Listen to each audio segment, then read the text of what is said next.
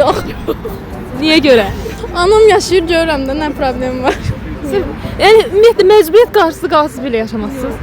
Niyə yaşayım ki? Yaşayıram. Və necə gedir? Yola gedirsiniz yəni? Hə, çox yaxşı.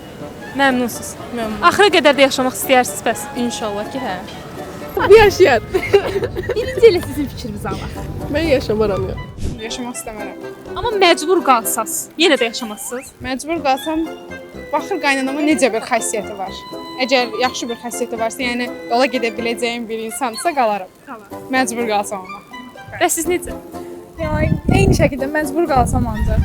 Ya məcbur qalacağım adamla da evlənmərəm. Yox məncə. Çünki biraz üçüncü nəfərin ilişkiyə müdaxiləsi kimi olduğundan məncə çox da yaxşı baxmıram. İndi o dövr deyil ki, hamı qoca nəsillə yola gedə bilsin. Ona görə düşünürəm ki, çətin bir ortamda olmaq rahat olsun.